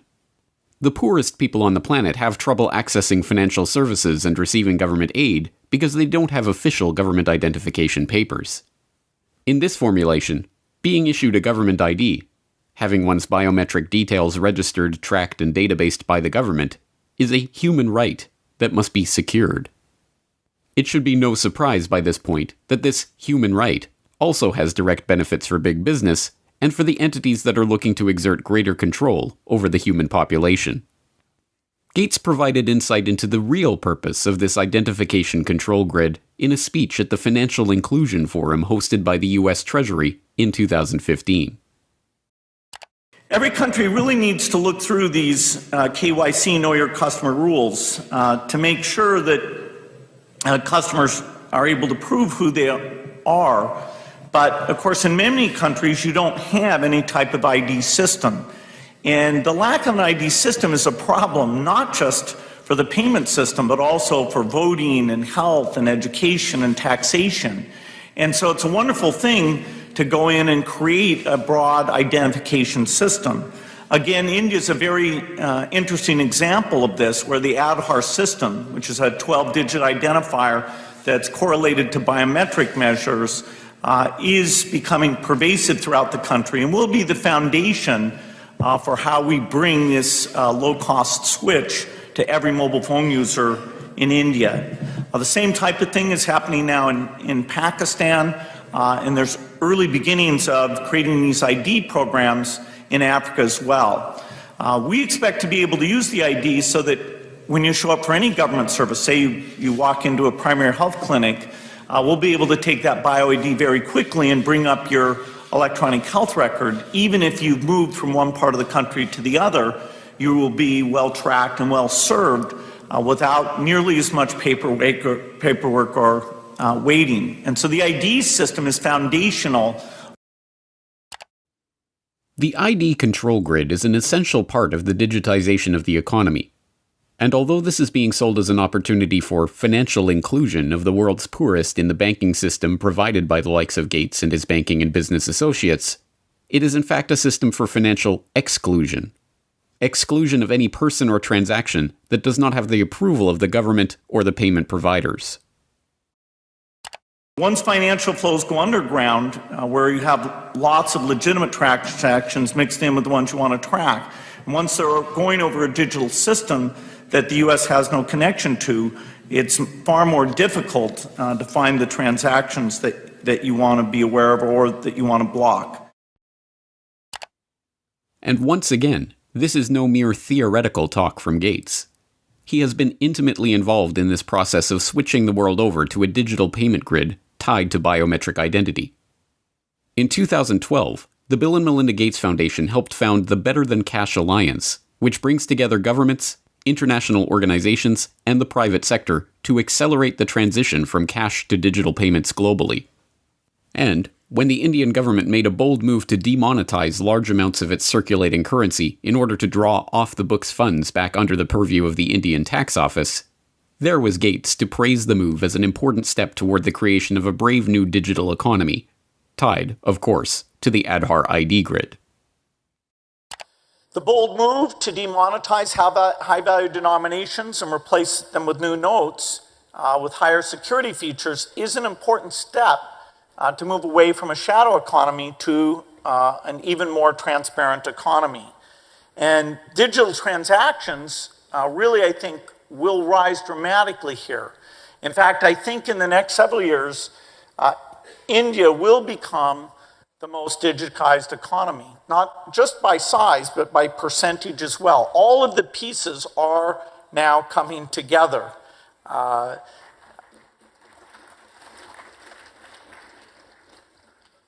One piece of this that we enjoyed consulting with the government on making sure it comes together in the right way is the pending rollout of payment banks. This, for the first time, really will mean that you have full currency capability on those digital phones. Once you have that digital infrastructure, the whole way you think about government benefits can be done differently. Over time, all of these transactions will create a footprint. And so when you go in for credit, the ability to access your history, that you've paid your utility bills on time, that you've saved up money for your children's education, all of those things in your digital trail, accessed in an appropriate way, will allow the credit market to properly score the risk and therefore loosen up more money for investments, not only in the agriculture sector, but for all the entrepreneurs in the country. The different parts of this population control grid fit together like pieces of a jigsaw puzzle. The vaccination drive ties into the biometric identity drive, which ties into the cashless society drive. In Gates's vision, everyone will receive the government-mandated vaccinations, and everyone will have their biometric details recorded in nationally administered, globally integrated digital IDs. These digital identities will be tied to all of our actions and transactions, and, if and when they are deemed illegal, they will simply be shut off by the government, or even the payment providers themselves. The Indian experiment in pioneering this biometric digital economy, an experiment with which Gates has been so intimately involved, also provides a perfect example of just how such a system will be abused. In January 2018, a report in the Tribune revealed that all of the details, including the name, address, postal code, photo, phone number, and email of all billion-plus Aadhaar-registered Indians, was available for purchase on WhatsApp for 500 rupees, or about $7. The Unique Identification Authority of India that administers the Aadhaar scheme was then forced to admit that approximately 210 websites, including websites of the central government and state government departments, were displaying the list of government beneficiaries along with their name, address, other details, and Aadhaar numbers. Even more worryingly, newly obtained documents show that the Indian government is integrating Aadhaar-collected data to create a 360-degree database that will automatically track when a citizen moves between cities or buys new property, and integrate that data into a real-time geospatial database built by the country's space agency, ISRO. Only the most willfully obtuse could claim to be unable to see the nightmarish implications for this type of all-seeing, all-pervasive society, where every transaction and every movement of every citizen is monitored, analyzed, and databased in real time by the government. And Bill Gates is one of those willfully obtuse people. A current debate that's on in India and globally as well around data. Now, you've been an advocate of Aadhaar. You've supported it, you've defended it.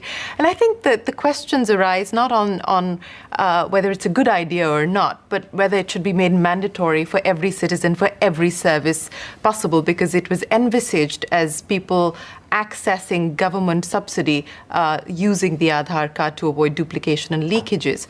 The question then is that India today is still grappling with putting in place a privacy framework, a privacy regulation, a data protection regulation. In that context, then, does it make sense, even though the matter is in court today, to link Aadhaar to every possible service? Well, Aadhaar is just something that avoids you pretending to be somebody else. That, you can have, fake people on the government payroll. Mm-hmm. Aadhaar, prevents you being on that payroll as a ghost worker. It prevents you from collecting things that you shouldn't collect or accessing a health record you shouldn't have access to. So the basic Aadhaar mechanism is an identity mechanism. And so it's too bad if somebody thinks that because Aadhaar is there, that in and of itself creates a privacy problem. Gates's response is, of course, disingenuous. The very purpose of a globally integrated ID grid and cashless payment architecture is to remove privacy from our lives. It should be no surprise, then, that this man who is not concerned about the privacy implications of a global, real-time electronic ID and digital payments grid is also a prime investor in EarthNow LLC, a company promising to deploy a large constellation of advanced imaging satellites that will deliver real-time, continuous video of almost anywhere on Earth. No, this Gates-driven agenda is not about money. It is about control. Control over every aspect of our daily lives, from where we go, to who we meet, to what we buy and what we do. The great irony is that this billionaire philanthropist, so often depicted as a cartoon superhero for his dazzling generosity, actually resembles nothing so much as a comic book supervillain, right down to the use of his vast wealth to sponsor Harvard University research into dimming the sun by spraying particles into the stratosphere. But once again, we are driven back to the question, who is this person? What ideology is driving this quest for control? And what is the end goal of this quest? Who is Bill Gates?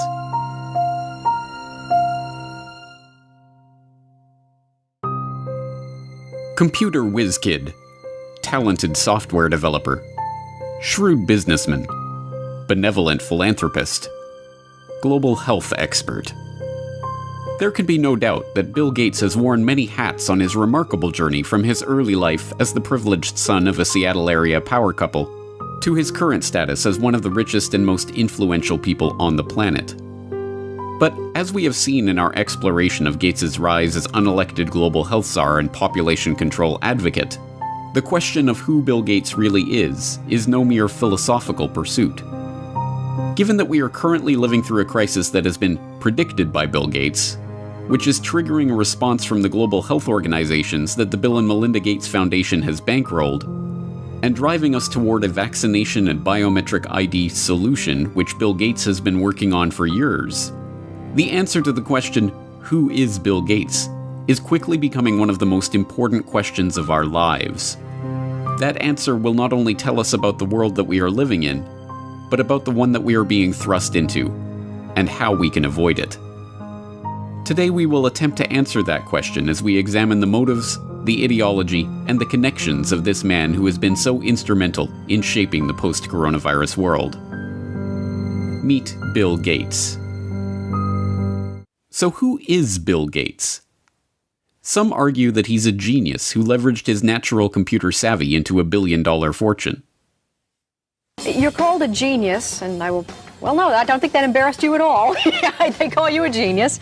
Part of your genius is that you are a computer whiz, and the other is that you did have the business acumen to turn it into a working company. Are you a business genius too? Well, I wouldn't say genius. Others insist that he is a visionary who has changed our lives with his foresight and bold imagination.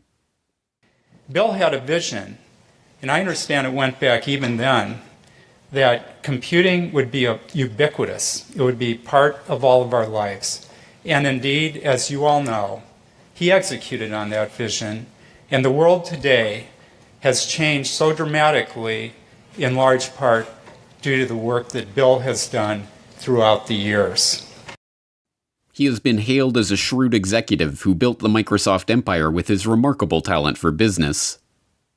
When the biographers and historians write the history of the 20th century, Bill Gates is going to go down as the best businessman of our century, and Microsoft is one of the greatest companies of the 20th century. And he has been praised as a philanthropist who is selflessly devoting his wealth to improving the lives of people around the world. Bill, even your harshest critic would have to admit that your philanthropy work is, planet-shaking, incredible, and could be, if you make it a second act, so amazing that it would dwarf what you've actually done at Microsoft.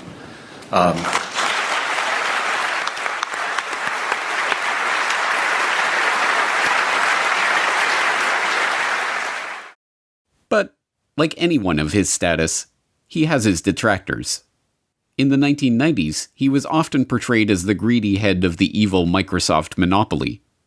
Bill Gates isn't content with his Windows system running just a few PCs. He wants it to run the world, spreading like a computer virus into our faxes, our phones, our TV sets, and yes, even our toasters.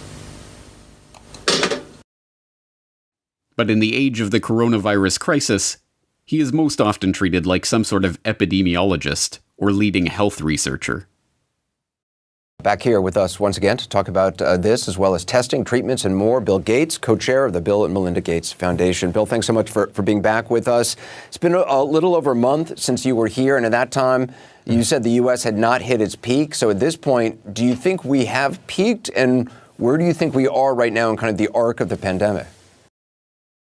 But in truth, none of these perspectives are accurate. Microsoft's big break famously came from a deal to provide software for IBM as they moved into the personal computer market. But the deal was not the result of Gates' technical genius or amazing business acumen. As has been quietly admitted by IBM executives in the years since, Microsoft was given their shot at the chance to work with Big Blue as a result of Gates' mother's relationship with IBM CEO John Opel. You remember your partnership of IBM and Bill Gates. How did it break up? I do remember very well, actually. Bill Gates, at the beginning of our relationship with him, was living on pizza and Pepsi-Cola in Albuquerque, New Mexico. And his mother happened to be on the United Way board with our chairman and asked our chairman to help him.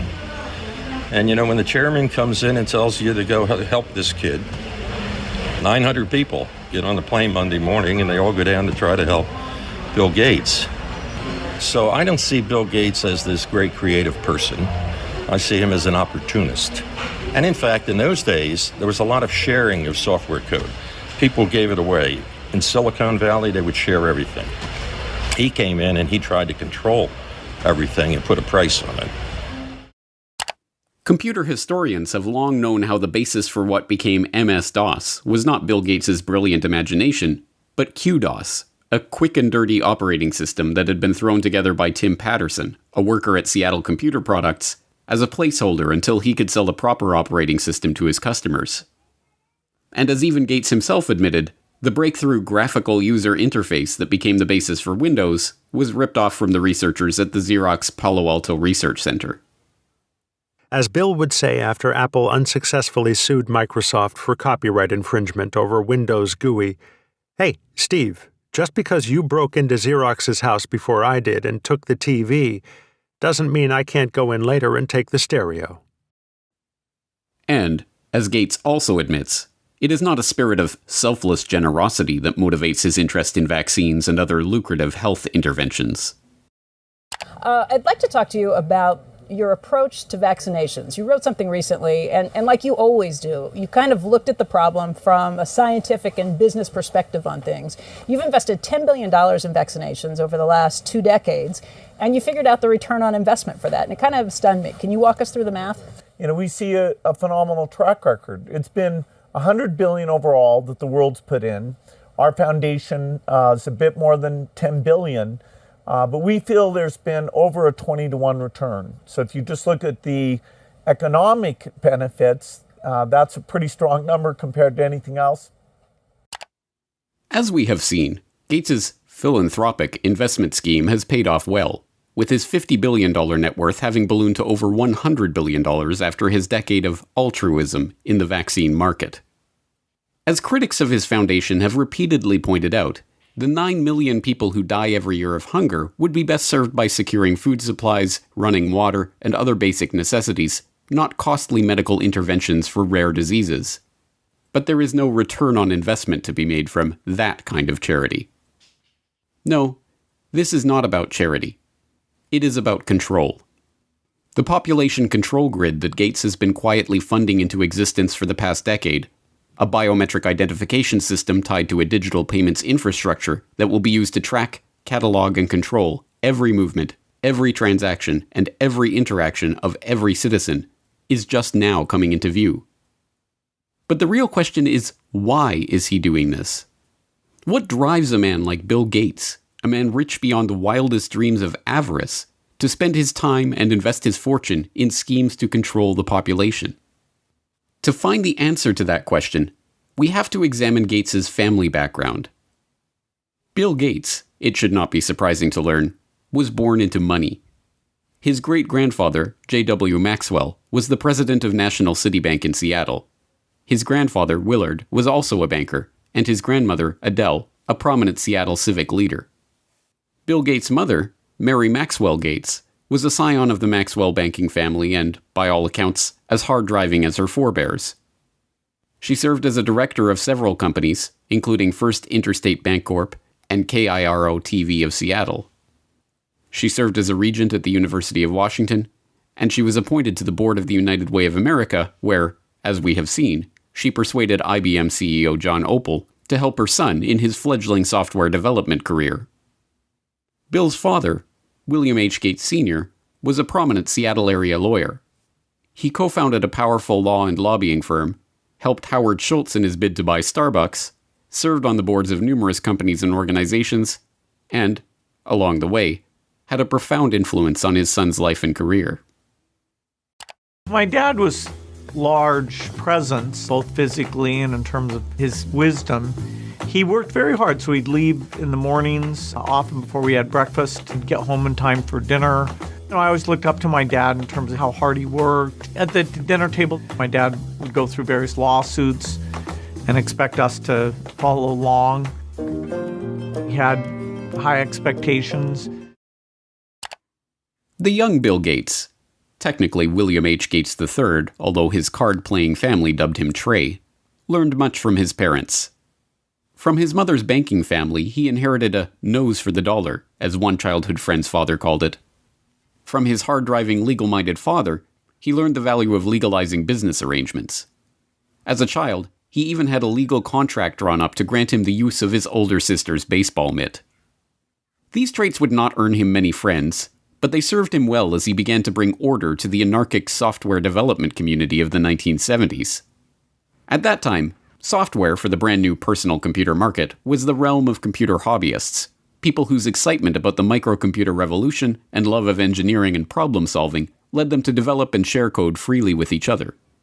But this was no good for the young Bill Gates, who, even before Microsoft was off the ground, was already dreaming of commoditizing this hobby and turning it into the basis of a business empire.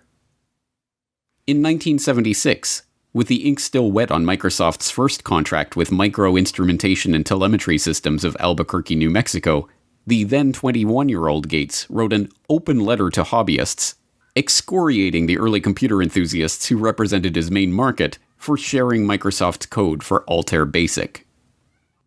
As the majority of hobbyists must be aware, most of you steal your software.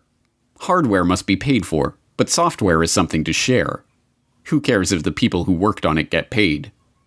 Is this fair? The royalty paid to us, the manual, the tape, and the overhead make it a break-even operation. One thing you do is prevent good software from being written. Who can afford to do professional work for nothing? What hobbyist can put 3 man-years into programming, finding all bugs, documenting his product, and distribute for free? The fact is, no one besides us has invested a lot of money in hobby software. We have written 6800 BASIC and are writing 8080 APL and 6800 APL, but there is very little incentive to make this software available to hobbyists. Most directly, the thing you do is theft.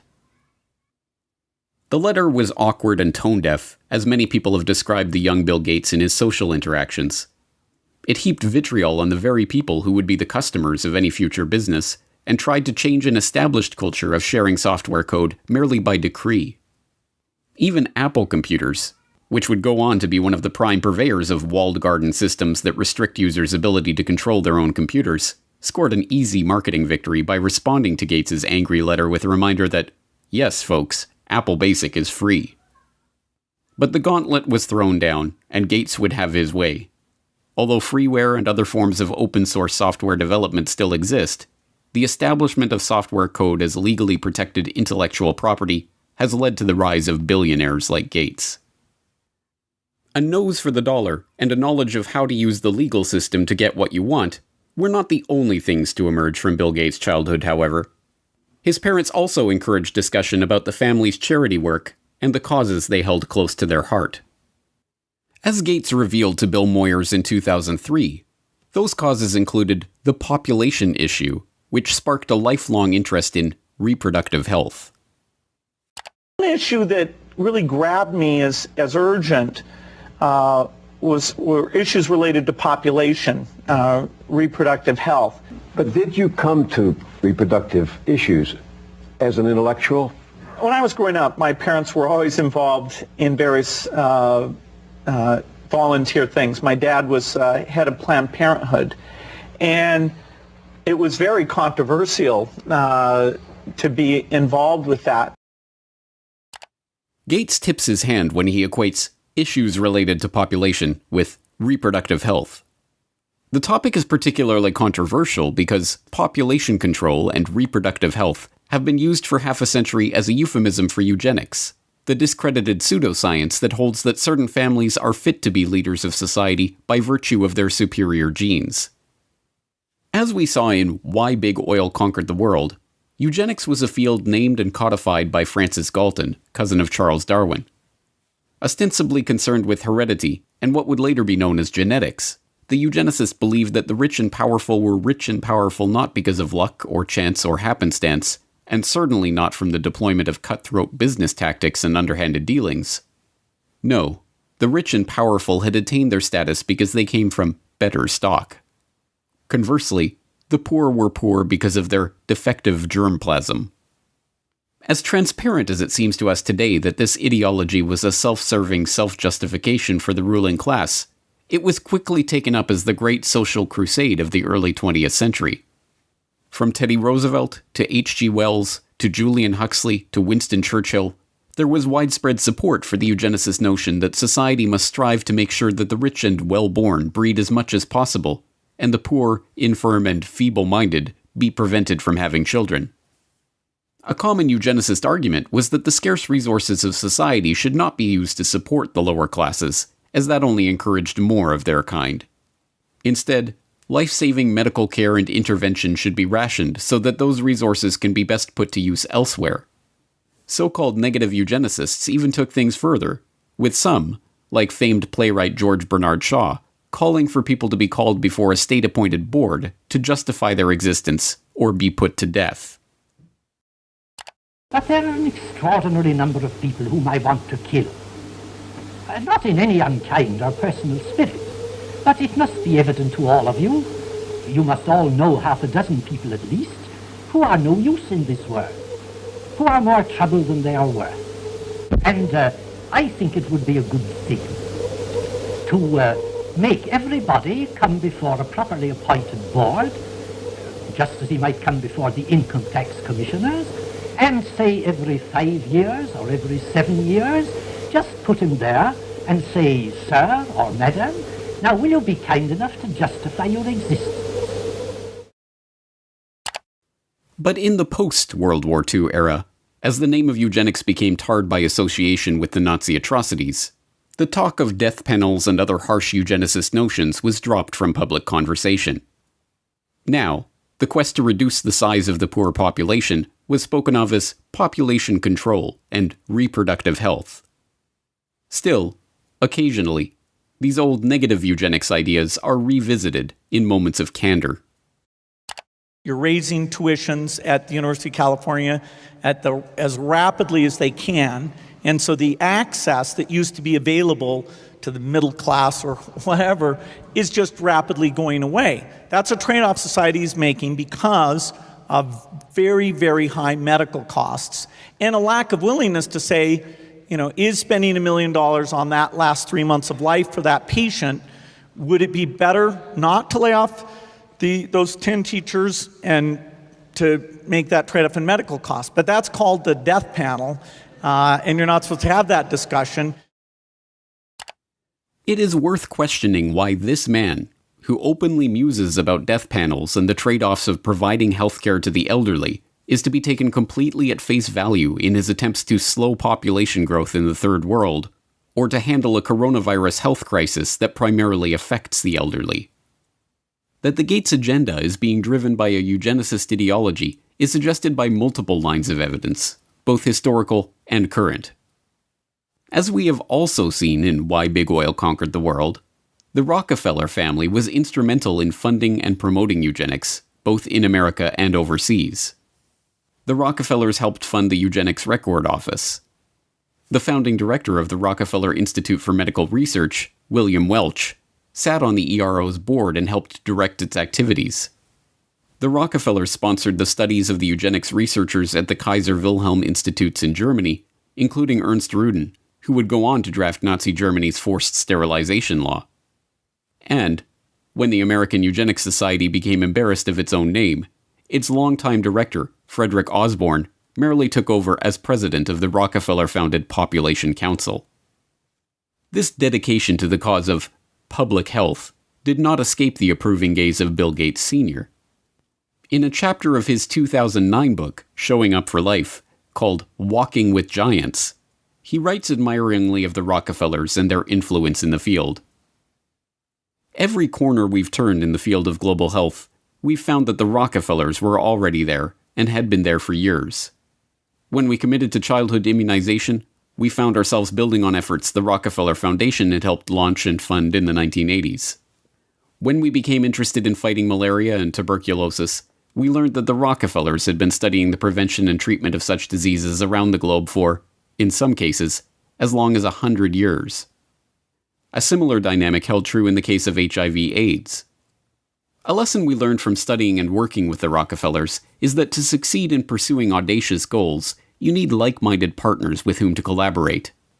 And we learned that such goals are not prizes claimed by the short-winded. The Rockefellers stay with tough problems for generations. As Gates Sr. suggests, it is by working with like-minded partners that such great achievements in the field of global health can be made. For the Gates, these like-minded partners include the Rockefellers themselves. Bill Gates Sr. got to discuss global health, agriculture, and environment with the likes of David Rockefeller Sr. and David Rockefeller Jr. at a meeting on Philanthropy in a Global Century at Rockefeller University campus in 2000. And Bill Gates, as we have seen, co-hosted a meeting on reducing the population with David Rockefeller in 2009. But the most salacious hints of a deeper agenda are not to be found in the Gates' public associations, but in the associations that they have tried to hide from the public.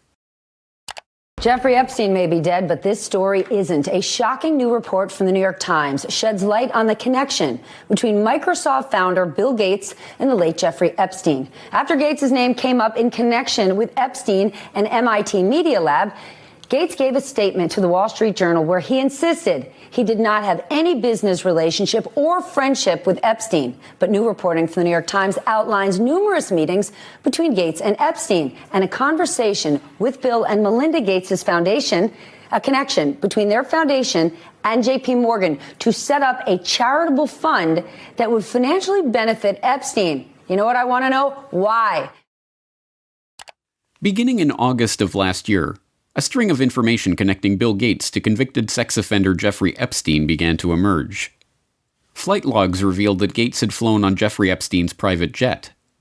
An email surfaced showing disgraced MIT Media Lab director Joi Ito, who resigned from his position after it was discovered that he had helped cover up Jeffrey Epstein's identity as an anonymous donor to the lab, informing his staff that a $2 million donation to the lab in 2014 was a gift from Bill Gates, directed by Jeffrey Epstein. As the story gained momentum, Gates tried to downplay the relationship, with a Gates spokesperson protesting that Gates didn't know it was Epstein's plane, and Gates himself insisting that, "I didn't have any business relationship or friendship with Epstein." This was immediately contradicted by the New York Times, who reported in October of 2012 that Gates had in fact met with Epstein on multiple occasions, even going so far as to discuss the creation of a multi-billion-dollar charitable fund with seed money from the Bill and Melinda Gates Foundation and J.P. Morgan Chase. According to the Times, Gates emailed his colleagues about Epstein in 2011. "His lifestyle is very different and kind of intriguing, although it would not work for me." Epstein's will even named Boris Nikolic, a Harvard-trained immunologist who served as the chief scientific advisor to both Microsoft and the Bill and Melinda Gates Foundation, and who appears in the sole publicly known photo of Epstein and Gates' 2011 meeting at Epstein's Manhattan mansion, as the backup executor of Epstein's estate. It is not difficult to see why Gates would try to distance himself from his relationship with a child sex trafficker. Epstein, after all, is suspected of ensnaring high-ranking politicians, businessmen, and even royalty in an intelligence-directed honeypot operation, recording them in the act of sexually abusing underage girls and using that evidence as blackmail. But As it turns out, the attempt to suppress the Gates-Epstein story may have been an attempt to suppress the revelation of an altogether different shared interest. Sources say several accusers have come forward in New Mexico, where Epstein owns a sprawling ranch. According to a new report published in the New York Times, not verified by NBC News, Epstein wanted to use the ranch for controlled breeding, using his DNA to improve humanity. Citing 2 award-winning scientists and an advisor to large companies and wealthy individuals, the article reports Epstein surrounded himself with leading scientists and would tell them he wanted to have 20 women impregnated at a time on the ranch. The already scarcely believable Jeffrey Epstein story took another bizarre turn in August of 2019, when it was reported that Epstein hoped to seed the human race with his DNA. As the New York Times explained, Epstein's plan to impregnate 20 women at a time at his New Mexico ranch in order to seed the human race with his DNA, a plan he told to a number of the scientific luminaries he kept in his orbit, put a modern gloss on a very old idea. Mr. Epstein's vision reflected his long-standing fascination with what has become known as transhumanism, the science of improving the human population through technologies like genetic engineering and artificial intelligence. Critics have likened transhumanism to a modern-day version of eugenics, the discredited field of improving the human race through controlled breeding. Epstein's interest in genetics led him to sponsor a number of scientists working in the field, including George Church, a Harvard geneticist whose lab received funding from Epstein's foundation from 2005 to 2007 for cutting-edge science. Church publicly apologized for his connection to Epstein, which included several meetings a year from 2014 onward. This was neither the first nor the last time that this unassuming Harvard biologist, whose cutting-edge science often strays into controversial areas, caused a public scandal. In 2019, Church proposed a genetics dating app, which was immediately denounced as applied eugenics.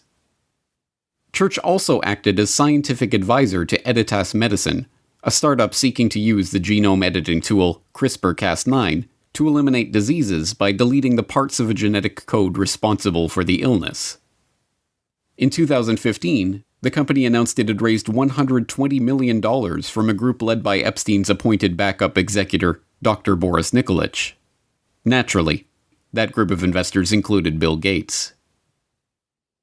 Yes, Bill Gates is certainly following his father's advice to collaborate with like-minded partners.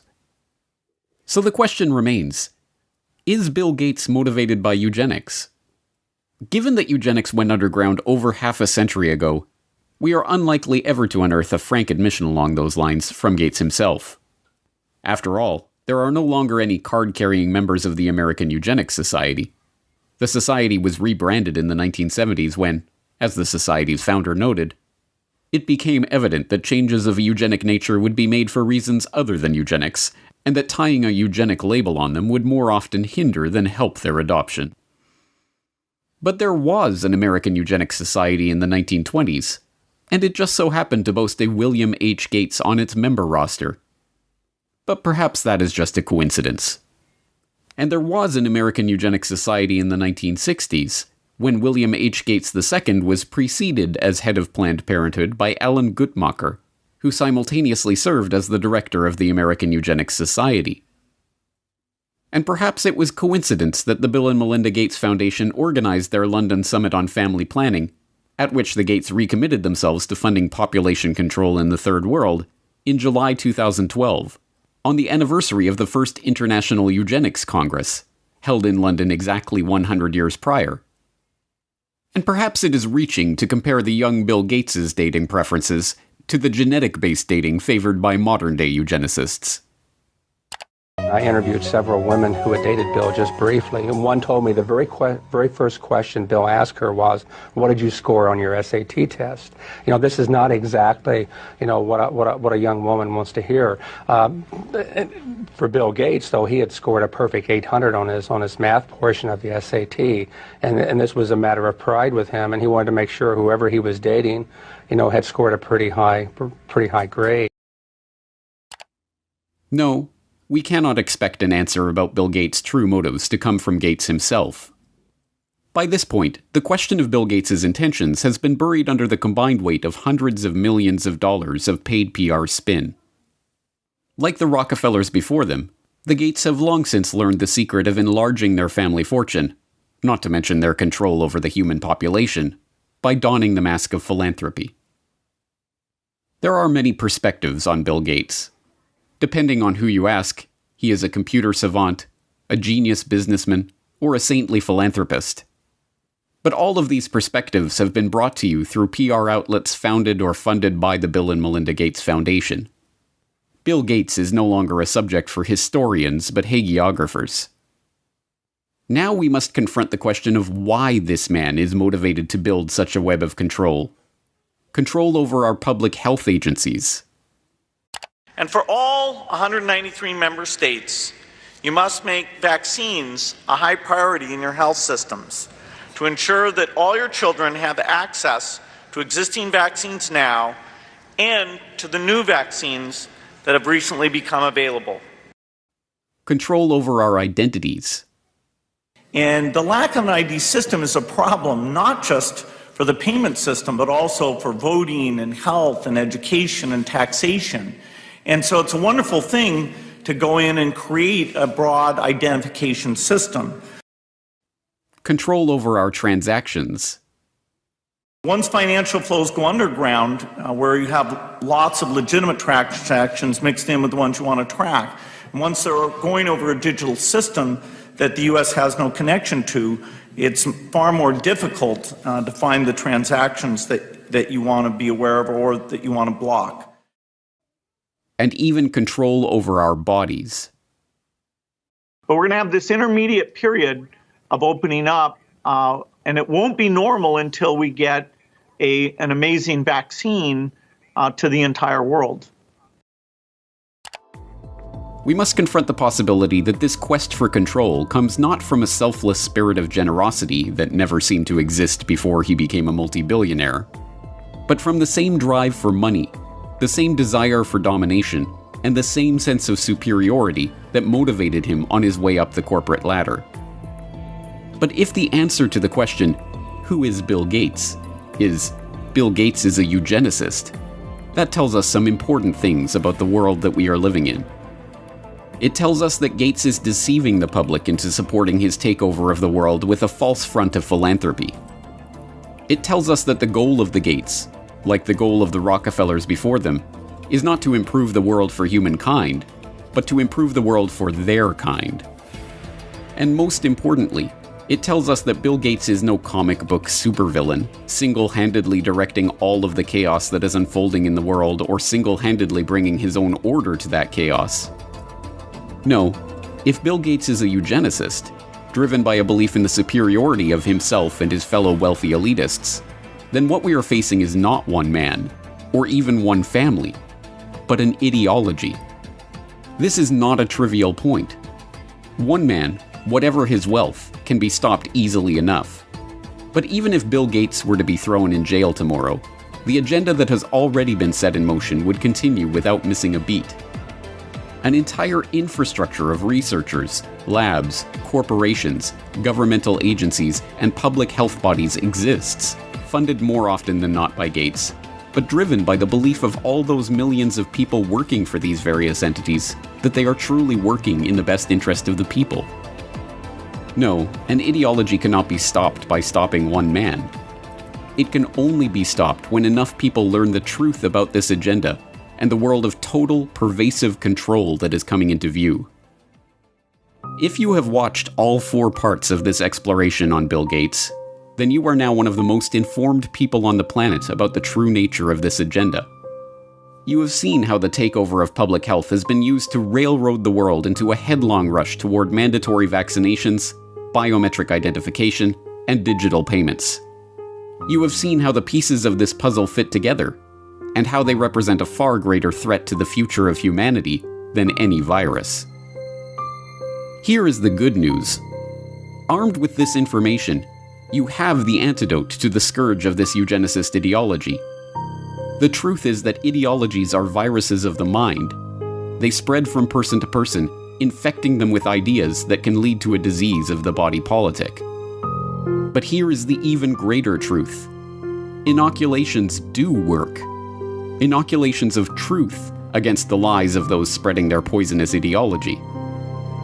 If you have made it this far, it is incumbent on you to help inoculate those around you against the corrupt ideology of Bill Gates and all those who seek to control the population of the world. You must help to spread this information so that others have a chance to see the bigger picture and decide for themselves whether they are willing to roll up their sleeves and accept what is coming or not. But time is not on our side. Even as we speak, mass vaccination campaigns are being prepared. We are already building our plans to vaccinate the whole city of Chicago and working with others across the region on a major plan for this. We've bought syringes, we've bought cold boxes, we've planned out locations. Biometric identification schemes and immunity passports are already being rolled out. And so while we started with travel at our core, we're a biometric secure identity platform, where it's always been about attaching your identity to your boarding pass at the airport, or your ticket to get into a sports stadium, or your credit card to buy a beer. And so now with the launch of Clear Health Pass, it's about attaching your identity to your COVID-related health insights for employers, for employees, for customers. Programs for tracking, tracing, and surveilling the entire population are already being beta tested. Today, we are launching another useful tool that can supplement the critical detective work we are conducting in public health. Alberta Trace Together is a voluntary, secure, mobile contact tracing application to help prevent the spread of COVID-19. And the digital payment infrastructure, the system of financial exclusion that will allow governments to turn off our access to the economy at will, is being put into place. In order to avoid the risk of transmission through physical handling of money, we encourage the use of cashless transactions, such as mobile money, M-Pesa and otherwise, and credit cards. People are using touchless payment systems much more than they're using cash, both because we're not interacting with people directly as much anymore, and also because cash is kind of skeezy. We must spread the word about the dark nature of this population control agenda to as many people as we can, before our ability to speak out against this agenda is taken away for good. Thanks to the likes of Bill Gates, the virus of this population control agenda is already here. It is threatening to crash the system as we've known it. But if Bill Gates has taught us anything, applications like Word and Excel, PowerPoint, it's how to deal with a virus. It's time for a hard reset.